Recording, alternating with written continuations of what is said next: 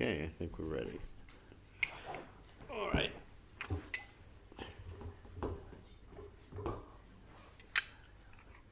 Jaya Radha Madhava Kunya Bihari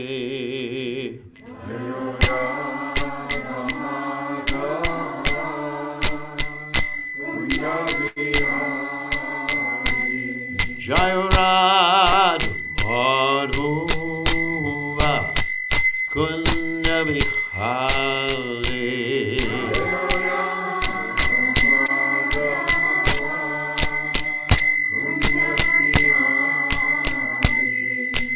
Gopijana Malaba Girivardha Gote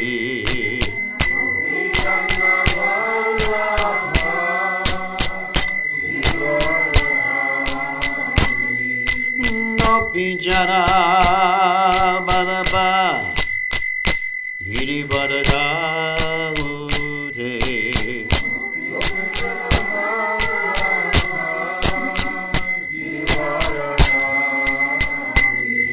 Yasodanandana Vrajajanarandana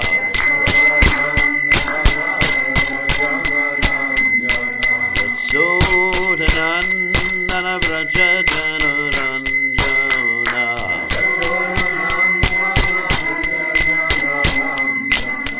Yamunate Ravanachate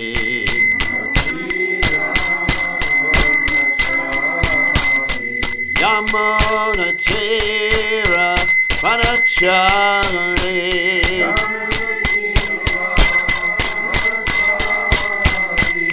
Jayarad Madhava Kunya Vihanote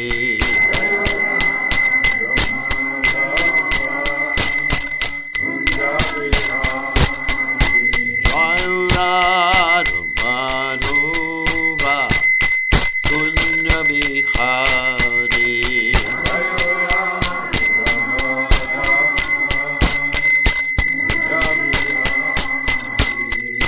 Gopijana Vallabha Girivardha Gote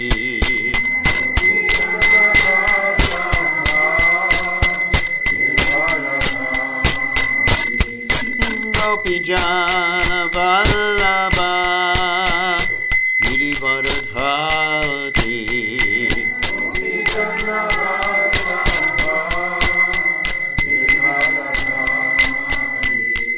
Sodanandana Vrajajanarandana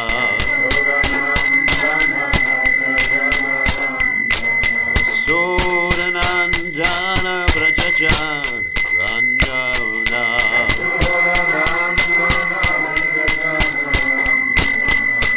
Yamunate Ravanachate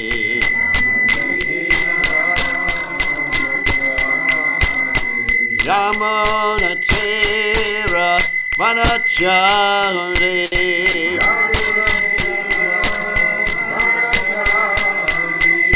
Jayarad Madhava Kunya Bihari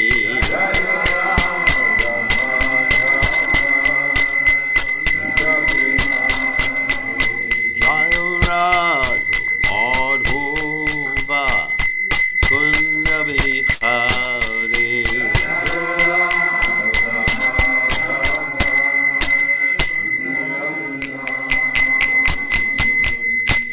Jai Om Vishnupad Paramahansa Paravedikacharya Also Teta Sitashi Shimad His Divine Grace Abhaya Charanada Bhaktivedanta Goswami Srila Prabhupada Ki Jai ISKCON Founder Acharya Srila Prabhupada Ki Jai Anantakoti Vaishnav Vrinda Ki Jai Namacharya Srila Hridas Thakur Ki Jai Prem Se Kaho Shri Krishna Chaitanya Prabhu Nityananda Shidwaita Gadadha Shivasadi Gaur Bhakta Vrinda Ki Jai Shri Shri Radha Krishna Gopi Gopinath Shyam Kunda Radha Kunda Giri Govardhan Ki Jai Vrindavanam Ki Jai Maturadam Ki Jai Jagadada Swami Ki Jai Yamunamai Ki Jai Shrimati Lasi Devi Ki Jai Samaveda Bhakta Vrinda Ki Jai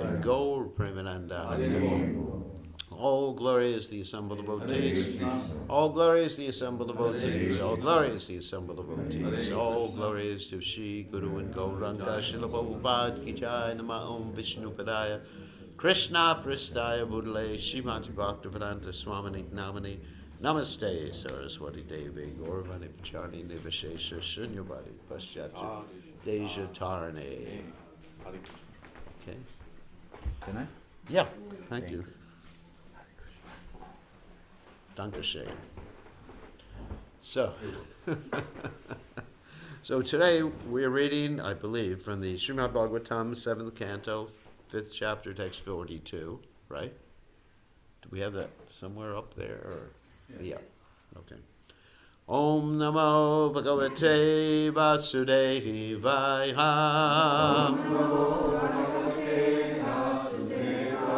Om Namo Bhagavate Vasudevaya.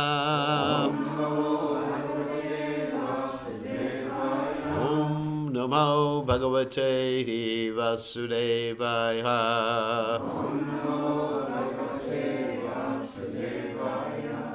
Prayase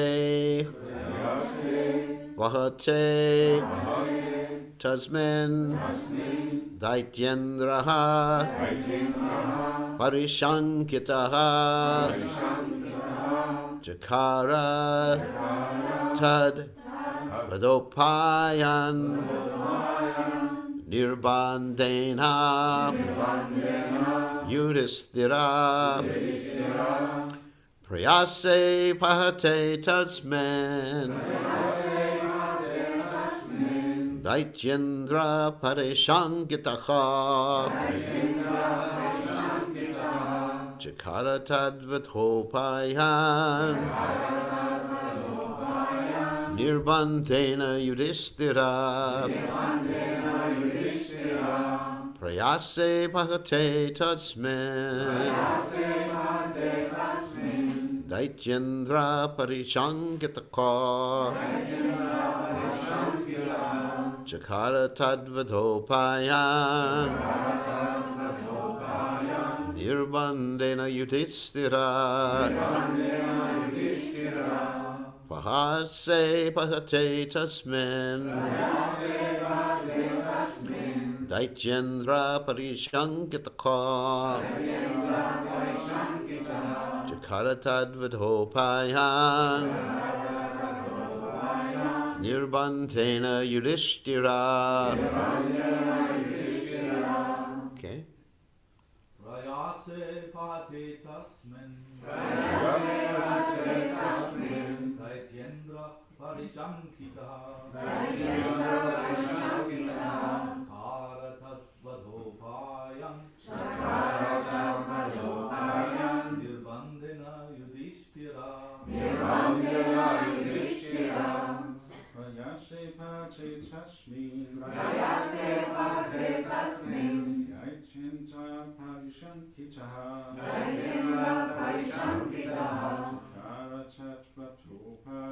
Jakara Tadvadhopayan Nirbandena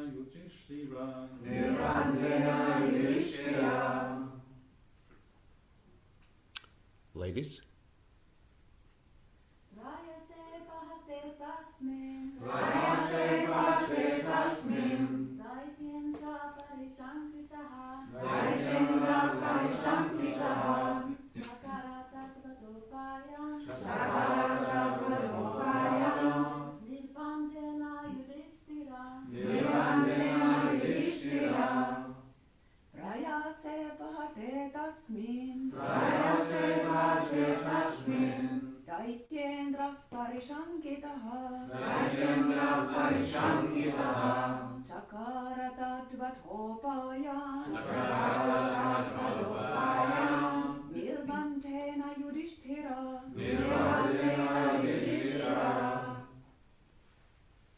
Prayase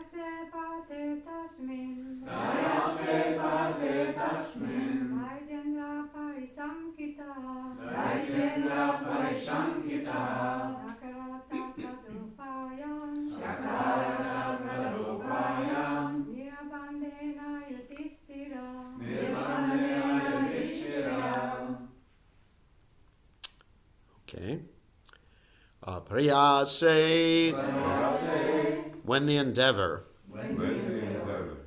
Apahate, futile. Tasmin, that. Daitya Indraha, the king of the demons. Hiranyakashipu. Aparishankitaha, very much afraid. Considering how the boy was protected. Jakara, executed. Tatvada upayan, various means for killing him. Nirbandena, with determination. Yudhishthira, O King Yudhishthira.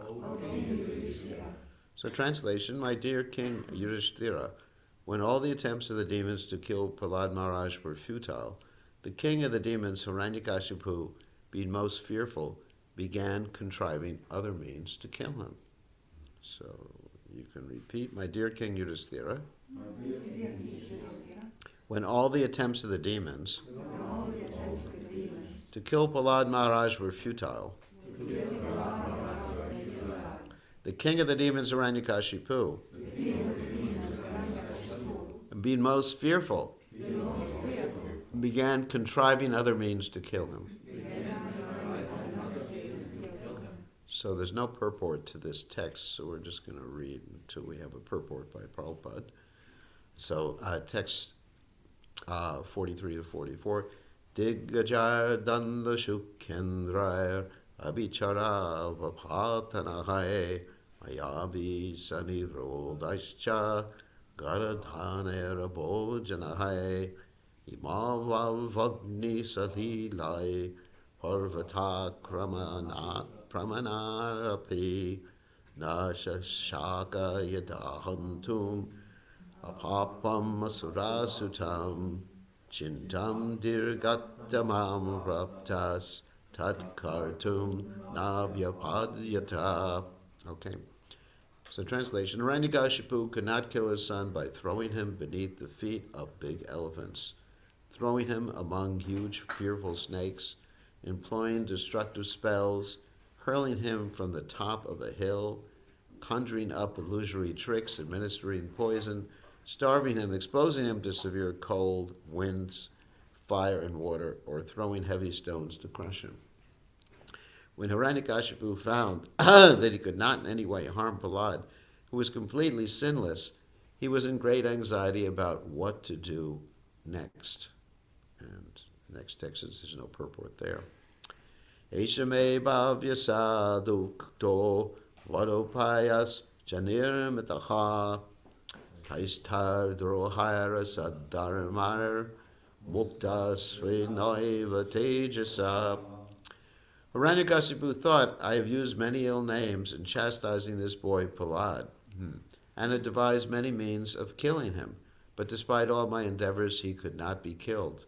Indeed, he saved himself by his own powers without being affected in the least by these treacherous and abominable actions. Vartamano vidure vai malopya jadadirayam Navishmarati menaryam shunakshepa iva prabhu. Although he is very near to me and is merely a child, he is situated in complete fearlessness.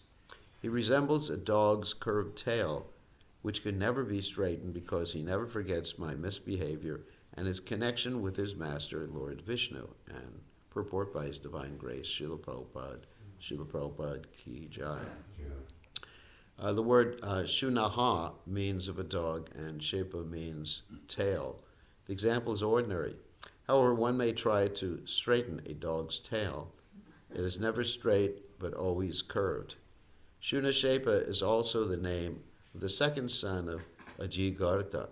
He was sold to Harishchandra, but he later took shelter of Vishwamitra, Harishchandra's enemy, and never left his side. So, okay, so Om Gana Timiranda Shah Gananjana Shlakaya Chakshur and Meditam Yena Tasmai Shigarave Namaha.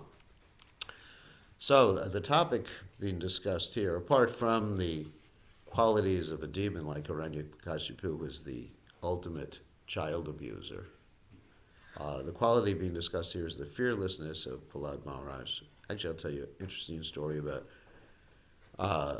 how I explained Lord Nrsingadev to some people one time. I was in Fiji, and some Western devotees, Western people, came to the temple and they saw this picture of Lord Nrsingadev.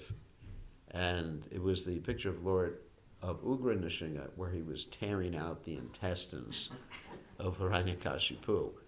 And they looked at the picture and they said, "Oh my God, you people are really weird. And what's happening here?" And I said, "Look, this particular individual who's having his intestines taken out is a child abuser. And so we are portraying what happens with child abusers." And they said, "Oh yes, we agree." And they liked it very much at that particular point. So apart from that, as described in the Bhagavad Gita, Abhaya Sattva Samshuddhi Jnana Yoga Vyavastitahi, as far as the divine qualities. The first divine quality is being described as Abhaya. Abhaya, of course, means freedom from fear. And of course, we know that Srila Prabhupada's name is Abhaya Charanaravinda Bhaktivedanta Swami Srila Prabhupada. He was taken shelter at the Lord's lotus feet and is free from fear. And we see this example in the lives of many great devotees, and particularly Srila Prabhupada's life, which I'm going to talk about, which exhibits this quality of understanding that the Lord is always protecting one and the Lord is always maintaining one. As we hear about Sharanagati, the surrender to the Lord, there's 6 qualities by which one can see if they're surrendered or if other people are surrendered to God. And those 6 qualities are listed by Sri Chaitanya Mahaprabhu. Of course, one of them is free from fear. But the others are, number 1, accepting everything favorable for serving the Supreme Personality of Godhead. In other words, that's called Yukta Vairagya. And Srila Prabhupada showed this actually to the highest degree in that he was doing things and accepting certain things that even his godbrothers criticized him for because he understood that they would be favorable for spreading Krishna consciousness. I mean, one of the things that he got criticized for was having ladies in an ashram, which his godbrothers never did.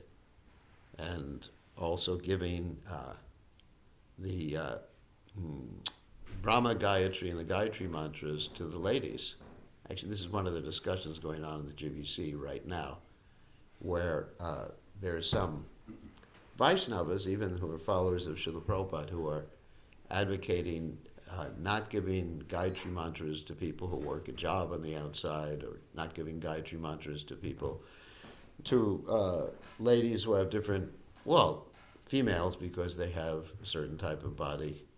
And so even within our movement that is going on. But Srila Prabhupada took many bold steps to engage people in Krishna consciousness and even go against what many of his godbrothers would consider to be ordinary behavior. For instance, Srila Bhakti Siddhanta Saraswati Thakur did the same thing. We find in Srila Bhakti Siddhanta Saraswati Thakur's pastimes that he was even rolling cigarettes for the workers who were constructing a temple. So they'd be enthusiastic to construct the temple. And even he was arranging for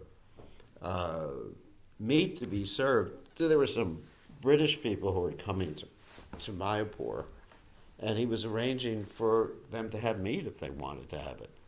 I mean, that's amazing. And that's really like Yukta Vairagya, accepting everything favorable for the service of the Supreme Personality of Godhead. And Prabhupada and his spiritual master certainly exhibited that, and all pure devotees exhibit that. And second quality of surrender is to reject everything unfavorable. And Srila Prabhupada certainly did that. Next quality is to understand that the Lord is always protecting one. And this is what's going on here with the story of Prahlad Maharaj and Srila Prabhupada. So Srila Prabhupada took so many risks in coming across the ocean as he did, coming to America without any visible means of support. I know myself, for example, when I go traveling somewhere, I always want to make sure there's someone at the airport to pick me up. I know their telephone number. Just like yesterday, I came in a little late, and I was calling them up and making sure that they were waiting for me right when I came out of the baggage claim area. And also when I travel, I make sure I have plenty of credit cards and everything like that, just to make sure that whatever happens, I'll be taken care of. Also, I carry food with me. So you see the contrast between someone like myself and His Divine Grace, Srila Prabhupada. That Srila Prabhupada came to America, and actually, he did carry some food. He had little rolled oats with him in case in America they didn't have any vegetarian food. But basically, he had like $10 worth of rupees at that time, which he never was able to exchange. And he didn't even know where he was going when he came off the boat. I mean, that's real fearlessness. And if you hear his preaching, especially during the early days, I've been listening to Srila Prabhupada's classes in the morning, his early classes, and it's like a lion how he's preaching Krishna consciousness boldly to people who don't understand anything about Vedic culture, people don't understand anything about transcendental knowledge, and he's just basically blasting them like a tiger or a lion. So anyway, so Prabhupada is completely dependent on Krishna's protection, and then also Prabhupada was completely dependent on Krishna's maintenance, the protection, maintenance. And at the same time, the final two surrendering principles are to have no separate interest other than the service of the Supreme Personality of Godhead. And secondly, the last one is to always remain meek and humble. So we see these qualities exhibited in all these great devotees like Prahlad Maharaj and His Divine Grace Srila Prabhupada. So the question is, how do we try to develop these qualities? Because these are necessary qualities in becoming Krishna conscious. And the methodology of developing these qualities is by associating with great personalities like Srila Prabhupada through transcendental sound vibration. And so we're very fortunate to have so much of Srila Prabhupada's Vani and so many stories about Srila Prabhupada's pastimes. And when we hear these things, we become inspired in Krishna consciousness. Srila Prabhupada functions as our role model in Krishna consciousness. The best way to inspire people in Krishna consciousness is for them to have role models, someone who they are inspired by, and someone who they want to become like. I remember when I first joined the Krishna consciousness movement in 1971, I accepted Srila Prabhupada as my role model, and of course at that point I was very young, so I was thinking, when I grow up I want to be like him. So that was my consciousness. So anyway, so that's how one develops those qualities. Not close enough? No, it's too close. Oh, too close. It's a condenser microphone. Oh, It makes sorry pop about sounds. that. I'm really sorry about that, but Yeah. it does the same trick if it's further away. Okay. Same trick. Sorry. So really that's the point. Shushrusho Shradanasya Vasudeva Kataruchi Shan Mahat Sevya Vipra Punya Tirtada Shevanat. By hearing about these great personalities, just like we're hearing about Prahlad Maharaj here, and hearing how he was meek and humble and protected and determined in spite of all these abuses by his father, and how he was completely dependent upon the Lord's protection. Now, at the same time, we don't want to imitate Prahlad Maharaj. In other words, don't go sticking your neck out unnecessarily, because this was a pastime of the Supreme Personality of Godhead. So we should take adequate measures to protect ourselves. For example, if we were put in a situation, Jai Shri Shri Radha Gandharva Giridhari Ki Jai. If we were put in a situation where we were threatened or abused like that, we should leave the situation. I know we're supposed to see Yomam Pashati Sarvatra Savam Janai Pashati Tashaham Na Pranashyami Sacha Me Na Pranashyati. According to Krishna in the Bhagavad Gita, we're supposed to see see Krishna everywhere and everything in Krishna, and then we're never lost to Krishna. This is 6:30 in the Bhagavad Gita. However, that doesn't mean that we don't take adequate measures for our own protection. And we're not careful in our dealings. For example, Srila Prabhupada told the story about a man who was completely dependent upon God, and I'm sure some of you heard this story before. He was very proud of his dependence upon God. And there was a natural disaster occurring. And what happened was that there was a flood, and the waters were rising very, very quickly, and this man was in his house, and as the waters were rising, there was a boat that came, some people on it, to save this man, and they said, please jump in the boat. And the man said, no, I am dependent on God. God will protect me. And so the waters rose higher and higher and higher, and eventually the man was on the roof of his house. And as he was on the roof of his house, there are some people who sent a helicopter to save him. And they said, please grab onto this rope. And the man said, no, God is supposed to save me. And so he died. And then he went either to heaven or wherever he went. Probably didn't describe that, but somehow or other he saw God after that. I'm not sure which form he saw God in. And he said to God, why didn't you protect me? You know, I died. And God said to him, you fool. Didn't you actually see the helicopter? Why didn't you accept the helicopter and the boat that I sent for you?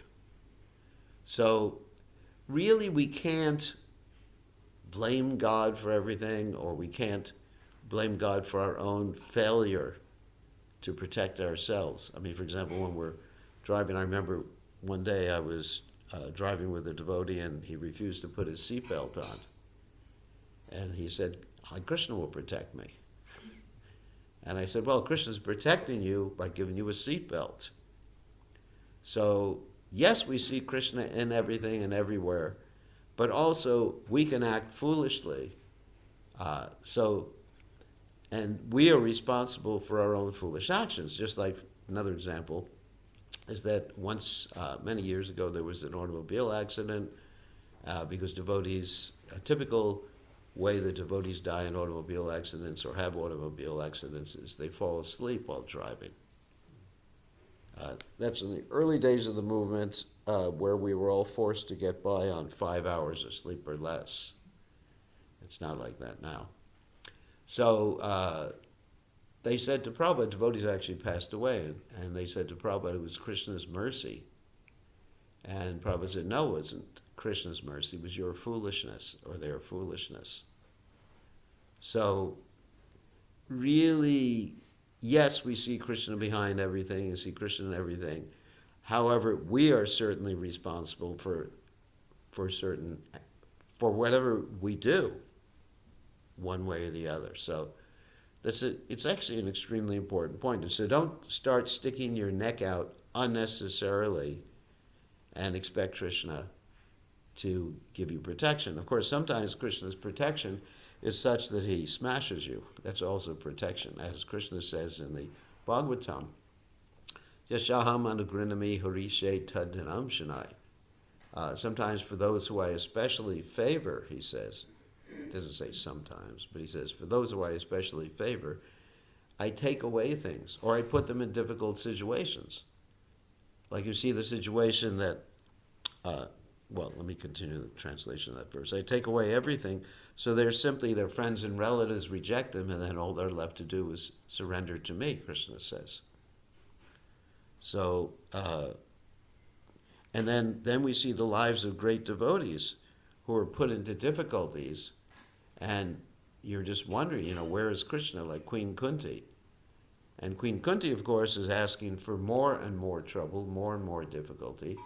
The famous verse, Tatra Jagat Guru, please send these difficulties to me again and again. So apunar bhava darshanam, so I will not see repeated birth and death.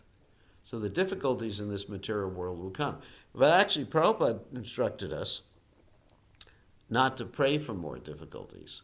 Even though we recite Queen Kunti's prayers, please send these difficulties again and again, and she had so many difficulties, her family being threatened in so many different ways, herself being threatened. But Prabhupada said we should not pray for more difficulties because it's difficult enough to be here in the material world. So I know personally I don't pray for more difficulties. I pray for less difficulties. It's difficult enough. But Krishna will put us into certain circumstances in any case, and that's will help us, if we take shelter of Krishna in those circumstances, will help us advance in devotional service. To see Krishna behind those difficulties, if, as I mentioned before, we are not the source of those difficulties by our own foolishness. So these are some points we can make about today's verse and purport, and so any questions or comments? Keep the class short. Questions, comments? Yes. Yeah, I'm just thinking, Maharaj, that when you're saying that we should avoid the difficulties, also a lesson from Prahlad is he's a 5-year-old boy, he cannot avoid it. He So cannot avoid it, When we cannot avoid it, we can also stay strong Right. in our Krishna consciousness, and that will help us. Right, if we can't avoid it. But if we can avoid it, this is the point I was making, Yeah. we should avoid it. Yeah.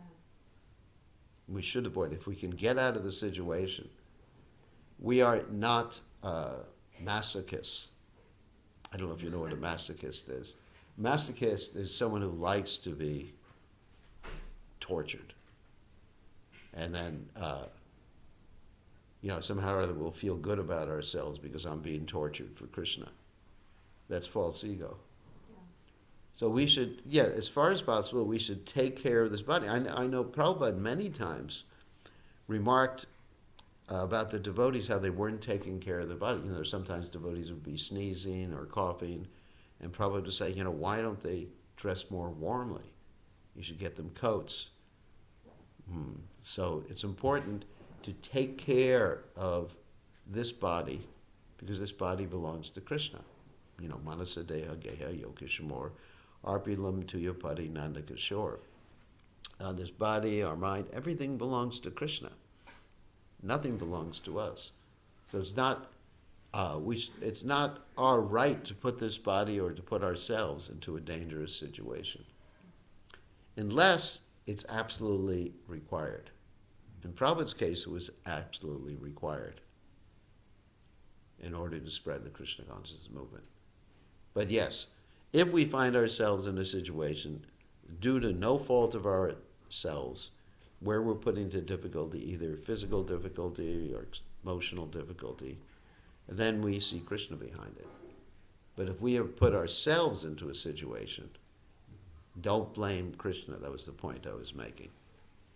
Oh, Krishna put me in this circumstance. No, you did it. Not you specifically, I'm speaking rhetorically. But you did it, or I did it. I put myself in that circumstance. Krishna made me make a mistake. You hear this all the time. Krishna made me angry with you. Did you ever hear that? No, that's weird. You never heard that? No, I never heard that. Well, I heard that many times. In the early days of the movement, let's say the temple president was chastising a devotee. Krishna's angry with you. Krishna's making me angry with you. So you blame Krishna for everything. It's not that we blame Krishna for everything. We actually put ourselves in certain circumstances. And things that are outside of our control, it's Krishna. Things that you have absolutely no control of, that's Krishna. But otherwise, It's your foolishness or your actions that you're responsible for. So, any other questions or comments? Yes, Jayananda. Gurudev, seems like there's some kind of gray area. Like it's obvious that one should have one's car inspected or fireplace inspected. Stuff Yeah, like yeah, that. it's obvious. But then I'm thinking about cases where there's, practically speaking, no end how many more insurances one can take in terms of funds. I was wondering if you could elaborate a little bit on like how does one know where it's going too far? Yeah, I mean, obviously we don't want to be paranoid. Just fearful at every minute. But we take adequate precautions. And the way we know whether it's adequate or not is we have the association of other persons, especially other devotees, and we take advice from them. Dadati pratigranati guyam akyati prichati.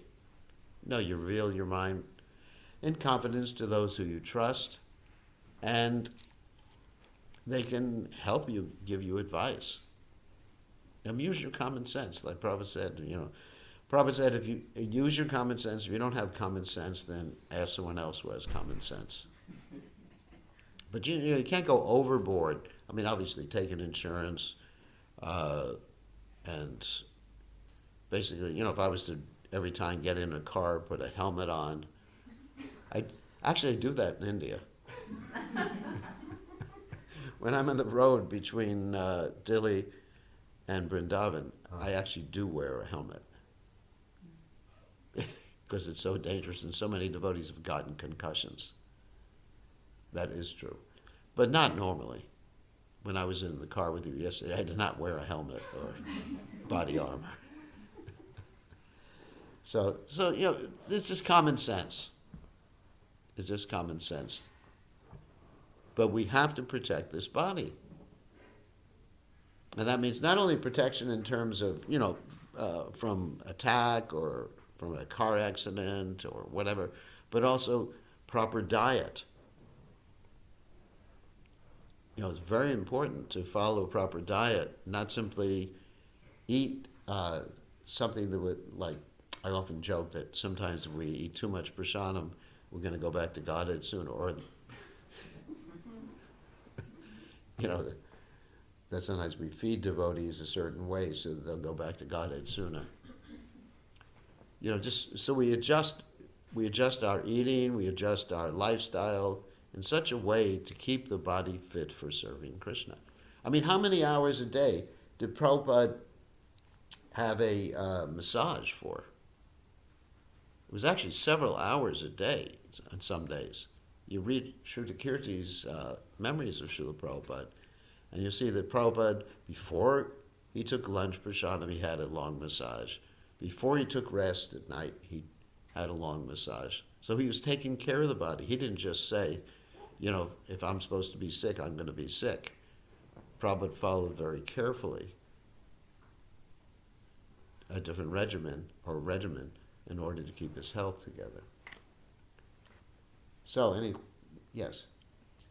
It was first time, Gurudev, it was so empowering to hear you say Hiranyakasipu as a child abuser. Yeah. To label and name him as he really is. That truly glorifies Prahlad Maharaja's resilience also in a very different angle than just saying that Hiranyakasipu was a Rakshasa or a demon or that was.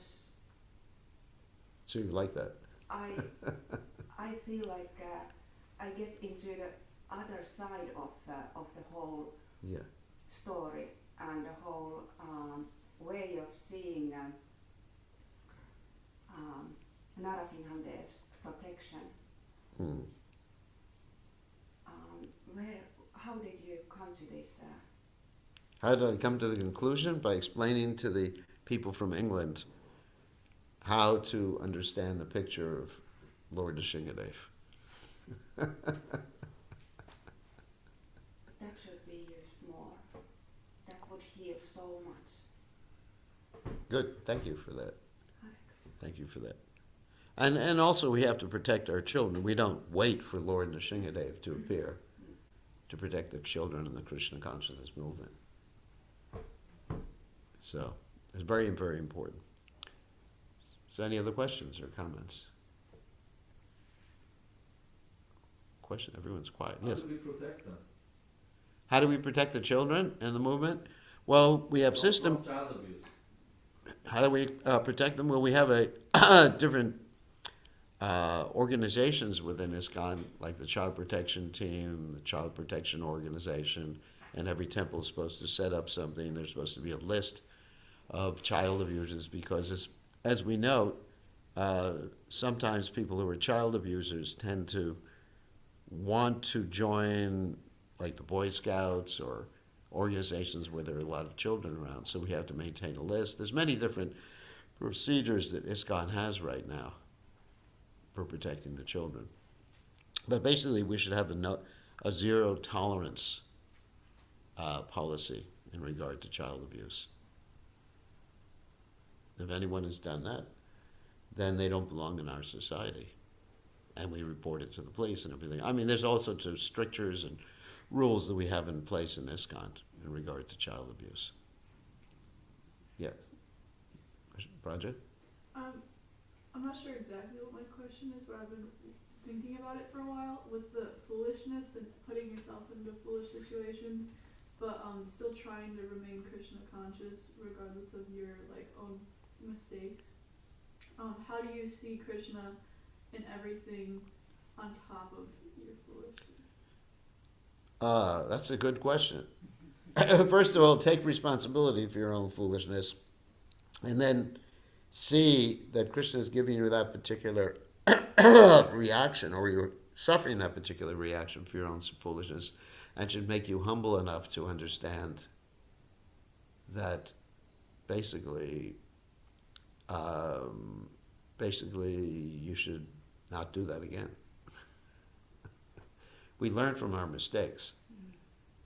Actually, it said that anybody could make a mistake, but to make the same mistake twice is foolish. So we don't condemn people. We don't condemn ourselves for making a mistake, but we learn. That's one way we learn. Of course, the best way to learn is to learn by hearing, and the second best way is to learn by doing. So it's better to learn by hearing. Yeah. So we see Krishna. We see Krishna behind that in so far as developing our sense of humility. Krishna's helping us develop a sense of humility. Because obviously we're quite proud, thinking that we can take care of ourselves, protect ourselves, we know what's best. And it's important to develop humility. That's the final surrendering practice, to always feel oneself meek and humble in relationship with the Supreme Personality of Godhead. So any other questions? Yes, Brahma. One could say that it is the karma of the child to be abused.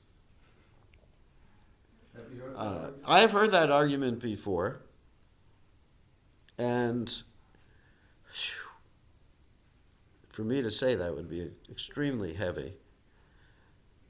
No, it is our foolishness that we allowed it to happen. I don't want to ascribe any blame to the child. Then you get the karma. Because What's that? Then you get karma for not protecting. For not protecting, yeah. If by neglect, if you're neglectful, when you can protect someone, you actually will get a reaction. I don't want to say specifically karma, but you'll get a reaction. If there's a possibility that you can help someone and protect someone, and you don't do it, then you get a reaction for that. Yes? That's one thing.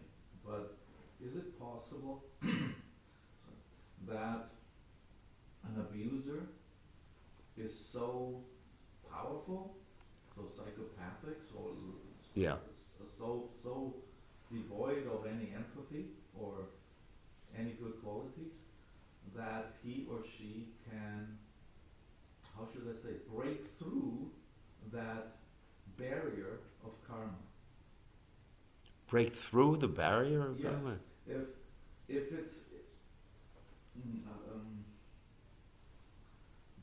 personally, I think that it's not the child's karma to be abused. That's right. There are circumstances when an abuser, in the books we call them demons, are so strong that they can overpower the law of karma in certain circumstances. Break through that. I don't think anybody can overpower the law of karma. I mean, that would be.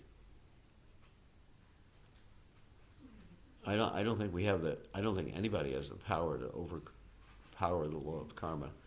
Somehow or other, and I don't want to blame the victim. You know, I really don't want to go there. And somehow or other it happens.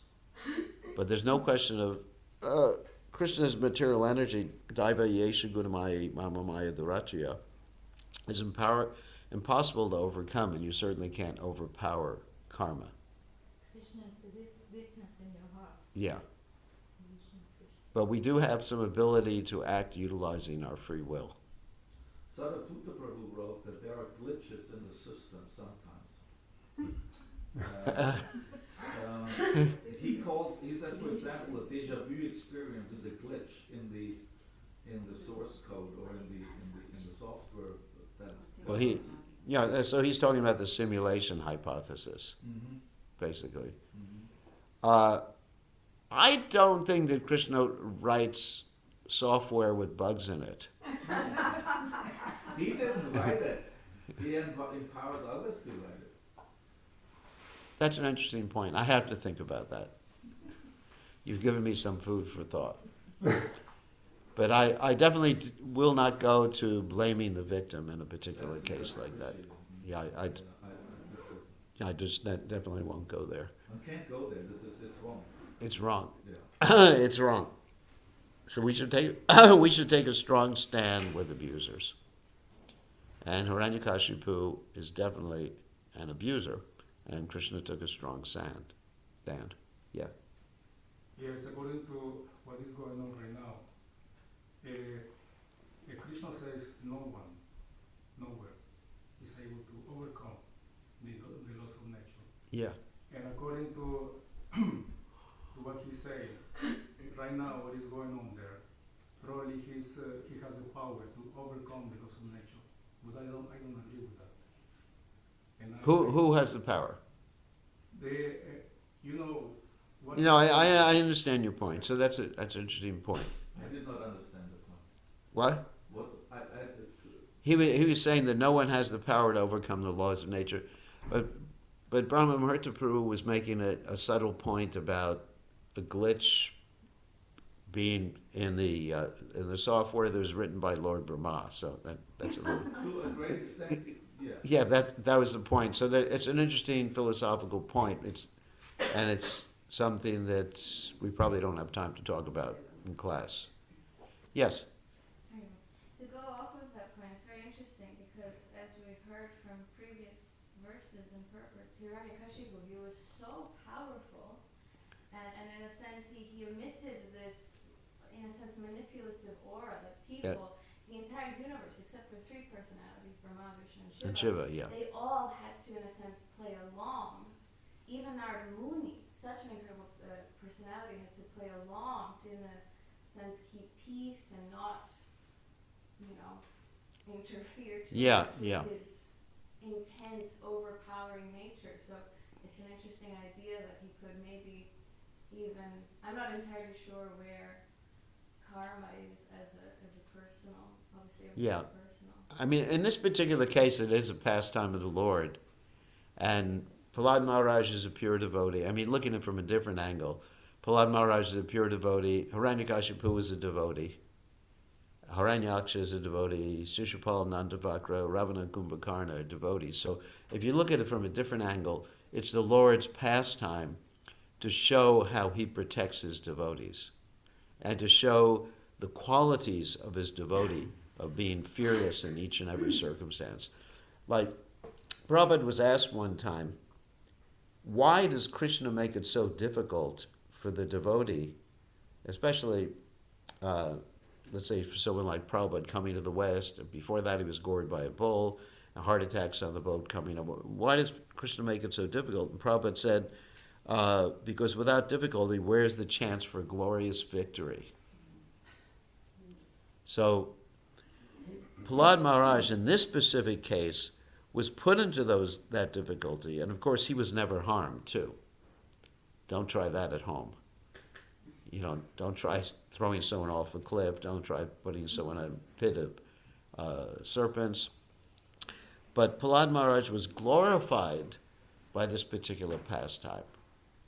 And that was the arrangement. So from a different angle, this whole pastime of Hiranyakashipu trying to abuse Prahlad Maharaj was the Lord's desire to glorify Prahlad Maharaj. And ultimately, to have a good fight with Hiranyakashipu. Because when Lord Nrsimhadev fought with Hiranyakashipu, he was fulfilling his own desire to taste some of the indirect rasas that he doesn't normally taste in the spiritual world. Rasas like adbhuta, shock, rasa like ghastliness, and like anger. You have 7 indirect rasas and 5 direct rasas, and Krishna was tasting these rasas in his fight with Hiranyakashipu. So on another level, there's a pastime going on. That was the point I was making. So, and Narada Muni knew what was happening. So he just plays along with the pastime. Did he have to play along? No, it's free will, but he wants to play along with the pastime. Now, as far as Lord Brahma, whether he knew it was a pastime or not is another issue. But Narada Muni did. And Narada Muni, for example, when Kamsa was intending to kill Krishna, and then he was ready to forgive the first son of Devaki and Vasudeva, Narada Muni interceded. And he said, the 8th son is supposed to kill you, but you don't know if they're counting down from 8 or up to 8. You understand what I mean? So it may be the first son that's going to kill you, so you better kill him. So Narada Muni sort of intercedes and stimulates sometimes the demon's animosity or the demon's demoniac spirit so that the Lord will appear sooner. And that's the case in the pastimes of Krishna appearing as the son of Vasudeva and Devaki. So, anyway, so this is a pastime going on. Yeah. Can I make a comment? Yeah, you make a comment. Because there's another instance in the Srimad Bhagavatam where Dharma the bull is sitting on the bank of the river and Kali is personified, has destroyed 3 of his legs, and Maharaj Parikshit comes up and says, who did this? And Dharma the bull gets all philosophical. From his point of view, it's kind of like, maybe it's my karma, maybe it's not. Yeah. But Maharaj Parikshit is never confused about his dharma, is to protect them. That's right. So he doesn't sit back and think, maybe it's his karma, So when we have our children around, we don't sit around and think maybe it's our karma. Yeah. It is possible that a very philosophical child could take some solace in that philosophy, but it's not on the protector Not that we side think like that, yeah. to do it, because we don't know exactly. It's also like it said, the body is measured in the breaths, and that's your karma, how long you live. Mm-hmm. But sometimes if there's a car accident or something like that, you don't go to your next body because it's not ready. And there's so many intricacies in the karma that I don't think anyone can fully understand. But we can understand what is on our side, like from, I don't know, the managerial point of view that I have to protect here. And every grown-up is in the position to protect, with protection towards the children. Yes, exactly. Thank you for that point. It's very good. Very good. Yes, we never should think, as leaders, managers, or whatever, we should never think that that's just their karma, or that's their karma. There does sometimes seem to be that devotees who have been in leading position in situation where there has been child abuse, and at the time they were kind of removed, and over time they kind of gravitate back to that position because of their charisma or their ability or something. And I guess for me, I can't do anything about it, but on a higher level, is that something that is big? Because I think that's a little bit of a problem. I mean, it breaks the faith. Yeah, I agree 100%. Yeah. There should be... because anyone, it doesn't matter how much their followers would say now it's their service and it would discourage people. Because service you can do from a humble... Yeah, they can do it themselves in their home. Yeah. Yeah, I think there should be zero tolerance. Yeah. Zero tolerance, yeah. You have a question? Okay, no, just one comment about Queen Kunti's prayers. Yeah. she says, I wish all these calamities would come again and Again and again. So I can see you again and again. Yeah. Right. For by seeing you, I will not see repeated. Apuna bhavadarshana. I will not see repeated birth and death. Yeah. So I just. Yeah. Thank you for that. Of course, I do not pray like that. Prabhupada said we should not pray like that. No. But she's not unconditionally saying I want to suffer. She said No, I have you, Krishna, and I want to keep Yes. you, even if it has to go along with the troubles, right? Well, she actually says, please let these difficulties come again and again, so that apuna bhavadarsanam tatra datra jagat guru, so we will see, we will not see repeated birth and death in this material world. And actually, another point about the Pandavas' pastimes is that in the Brihad Bhagavatamrita, the Pandavas were lamenting when they were praised as being the greatest devotees of the Lord. They said, well, we couldn't be the greatest devotees because Krishna's not here all the time. He only comes when there's difficulty. And so right now we're thinking of developing, having some difficulty so Krishna will come back. That's in the Brihad Bhagavatamrita, yeah. Probably what is going on right now in the GVC about giving Brahmin initiation to Matajis. Because usually, my guru, for example, when he gave me second initiation, he says, okay, because we are doing some Brahminical activities. Right. And I don't know what is right now the contention, because usually one gets second initiation because one is performing some kind of Brahminical activities. Mm-hmm. Or preaching Krishna consciousness or deity worship. Yeah, that's the reason for second initiation. And he had some disciples, first disciples, and he says, I cannot give these disciples second initiation because they don't need it. Yeah, I mean, all we need is the holy names to go back to Godhead. The holy name is all you need. All right, so, lively discussion. I have one more point. Yes. In regards to the first canto that Lavadavati mentioned. There has been a case here at Krishna's court. We had a festival. Devotees came, lots of devotees came. One devotee came who we know abused children in the past. So we asked this devotee to please leave. Mm-hmm. Because we are in a festival, there's lots of children around. Right. We thought it was the right. Also, some of his victims, previous victims, were here at the festival. Mm. And then we were criticized quite heavily by some devotees in the Swedish Yatra. I will say some Swedish devotee appreciate it very much also. Thank you. Okay, but here comes the philosophical question. Yeah. One devotee in particular took exception to us asking this devotee, I think we did it, Janananda Prabhu and myself, I think we did it in a nice way, as we tried to create as little ruckus as possible. Mm. But he said, as an aspiring pastoral counselor, he first said, as the responsible ISKCON leader you always are, I can appreciate your concern and action. As an aspiring pastoral counselor, I have, however, a different perspective. Mm. Consider, please, verse 117:22. The king said, O you who are in the form of a bull, you know the truth of religion, Mm-hmm. and you are speaking according to the principle that the destination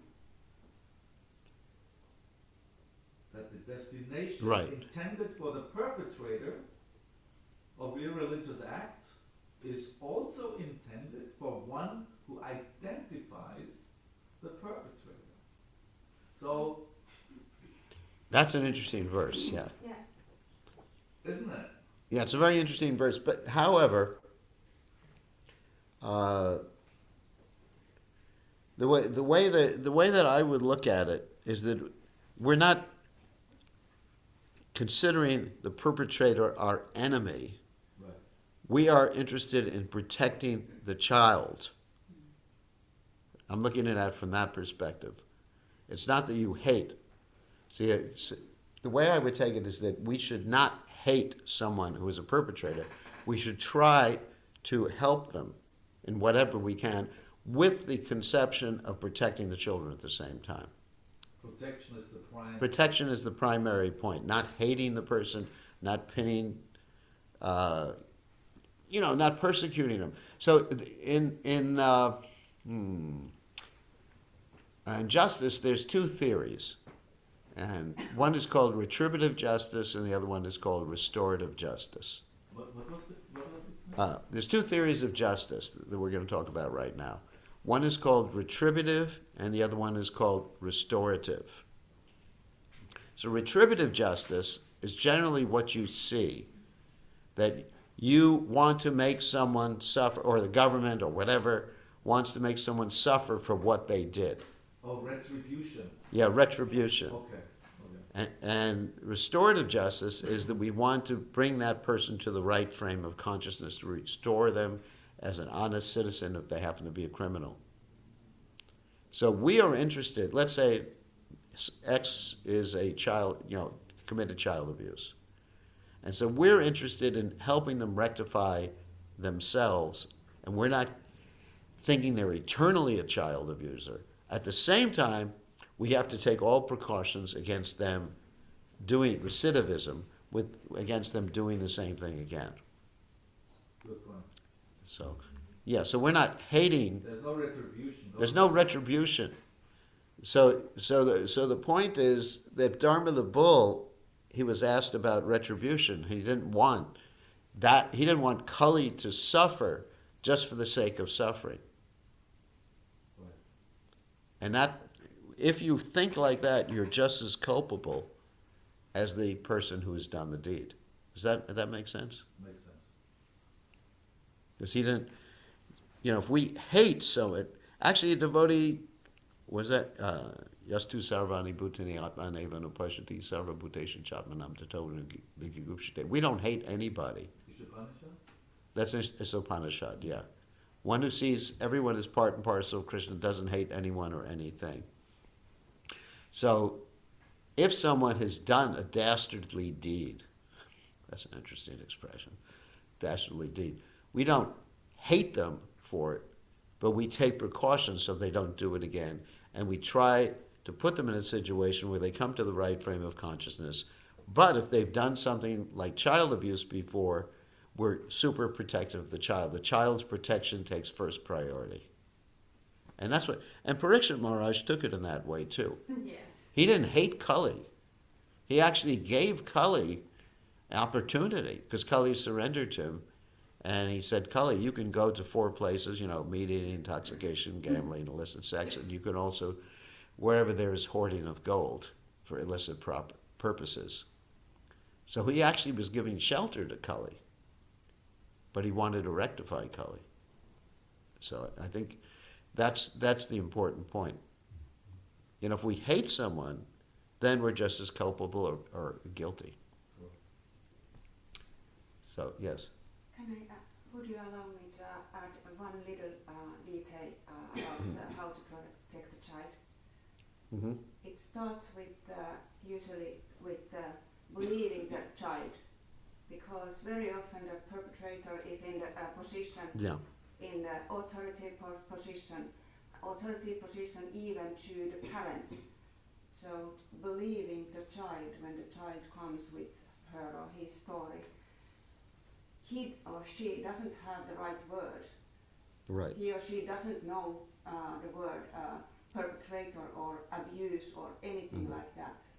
The story is just something really don't want to go to school, kind of. And then, what is going on? But at the same time, if something like that happens, the child should be questioned by an expert, not simply by the parent, because the reason for that is that someone who's not an expert will ask leading questions and put ideas into the child. I've seen that happen too. We've had another instance.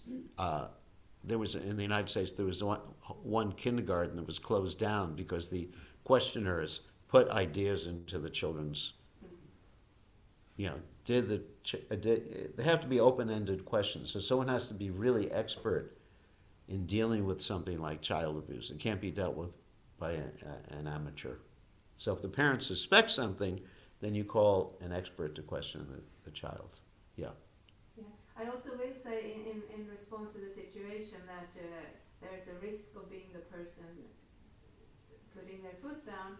I don't know if it's all over the world, but in Sweden I think we have a rather weak authority structure, and devotees are, being Swedish, a little bit conflict averse, and it's always easier to let things slide than to do something about it. So the risks are probably more on the side of being too lax in the protection than being too strong, really. Yeah, I would say it's better to be People too. forget it happened a long time ago, and somebody comes up and reminds them, and they're like, okay, because they forget. I would say we should be a little too strong, because protecting children, human society or Vedic society is based on protecting children, cows, Brahmins, and old people like me. Yes. In regards to restorative justice, that's what it's called? Yeah, it's called restorative justice. I have come to the conclusion that it's possible for people who suffer from sociopathy, Yeah. from narcissism, but very difficult for people who suffer from psychopathy. Yeah. It's very difficult. And I don't know if I've done a lot of research on that, and I don't know if we want to get into it in class right now, like the causes of psychopathy, pathology. So. Krishna says in the 16th chapter that I think Prabhupada mentions that in the purport, that a psychopath, a demon, is born a demon. And then he says, Arjuna, Krishna says to Arjuna, you're not one of them. Yeah, you have divine qualities, he says to Arjuna. Prabhupada says in the purport in the 7th canto that we are reading right now here with Krishna, he says that even demons, there are cases when demons can be rehabilitated. There are cases, but it's difficult and rare. That although it's possible, for lesser character illnesses like narcissism and sociopathy, it is a little easier. It may be a little more common, but still. Do you think in terms sometimes of psychopathy, of narcissism, sociopathy personally, when you look at problematic situations in society or even in the movement? Yeah, actually, like I said, I've done a lot of research in that, particularly reading the works. I don't know if it belongs in Bhagavatam class, particularly reading about Maslow's analysis of psychopathy. And we were talking about this yesterday. I had some interesting realizations about that. So where do you put Hiranyakashipu? It's a pastime. Yeah, but on the He's a psychopath. Absolutely. He's a psychopath. The definition of a psychopath is no empathy. And of course, not that I want to get into politics, we see some world leaders who are like that nowadays. Isn't it? There is psychopathy in the upper Yeah. material level of the world. Yeah. Not only in politics and industry. Oh, yeah. So on that happy note, yeah, one more question. Just a short comment also on this, the systems of I forget the word, juridical system? Yeah, justice. I worked once in a prison, and the Swedish system, you put people in prison if they broke the law, and it may look like you are punishing them, but actually they get the opportunity to work things. So that's called restorative justice, yeah. But there is one more aspect, and it is the I don't have English terms, but the general public's sense of right and wrong. Because if it looks too lax to them, then it creates unrest in the society also. So that's also one thing to consider inside. Yeah, because generally the public wants to see someone punished, and they get some happiness in seeing. Or even they want to see that it makes sense and things like that. Yeah, that's their. To bring suffering in That's their there own too, militia, yeah. they can be safe in the country, and I think that's another aspect why these things should be taken care of. Yeah. And You know, I know in America that many times the general public wants to see a criminal suffer for the sake of suffering. yeah, Now- Yeah, absolutely. In Now- England also, in the a few hundred years ago, Yeah. they were totally into that. And that's called retributive. You get even. I'm going to get even with you. yeah, You know, or like we have in the Bible, an eye for an eye, a tooth for a tooth. And then there was one theologian, Martin Buber, said that if we have an eye for an eye, a tooth for a tooth, the whole world is going to be toothless and blind. So we don't ascribe to that. We want to help people, but at the same time balance that with protecting people. So we're not against, you know, if someone has done the most heinous crime, we want to help them come to the right consciousness, but protect others from being victims in the future. So we go above and beyond, let's say, the call of duty in protecting others. I think we have to end. That was an interesting It's such discussion. an interesting topic, but we may have to end. I have so many more questions. All right, we could speak later about that. All right, thank you very much. Thank you.